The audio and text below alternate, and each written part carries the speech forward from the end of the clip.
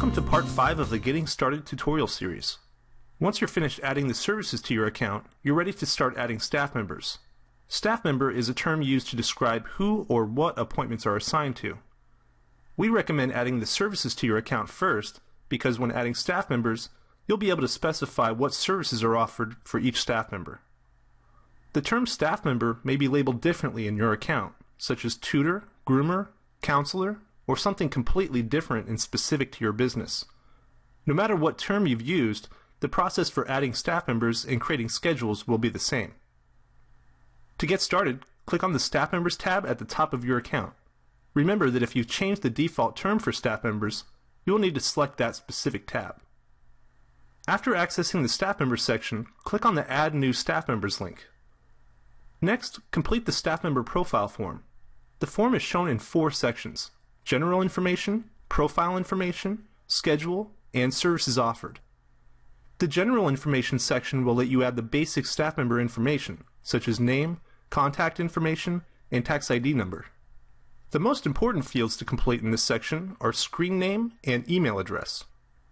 Screen name is the title of the schedule your customers and staff members will see when making appointments.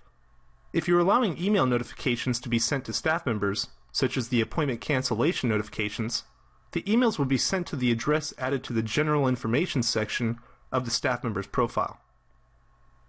The profile information section is used to specify how the staff member is viewed, system access rights, and login information. The status field lets you set whether or not the staff member has a schedule in the system. If you set the status to active, the staff member will have a schedule and will be available for appointments. If set to inactive, the staff member's schedule will not show as available. However, it will not disable their ability to access the system.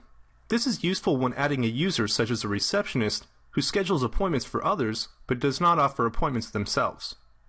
The Allow Customers to See field is similar to the same field seen when adding services. If set to Yes, customers can schedule appointments with that staff member. If set to No, customers will not see that staff member is available for appointments. This is only important if you are allowing your customers to schedule online.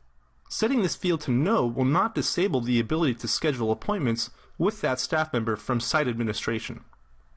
The Access Type field determines the access rights of a staff member and what sections of site administration they can view after logging in.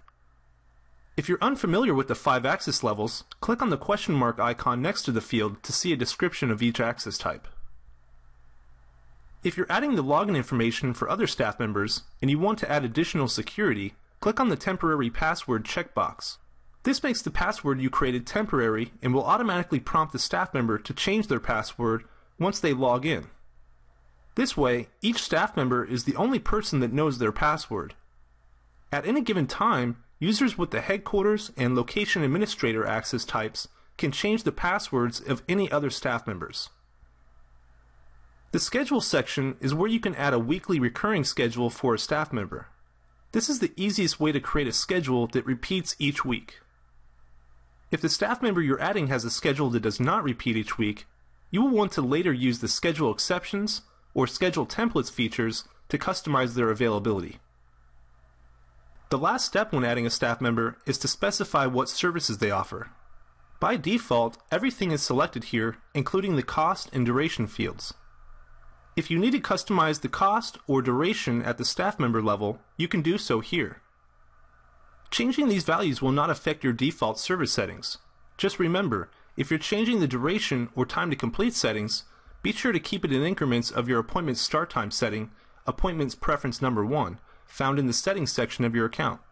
For example, if you set your start time to every 30 minutes, you will need to set the durations of your services in 30-minute increments. Once you're finished, click on the Add button at the bottom of the page and repeat the process for any additional staff members. When you're finished adding your staff members and schedules, you're ready to start making appointments. Click below to watch the next video in the series, How to Create an Appointment.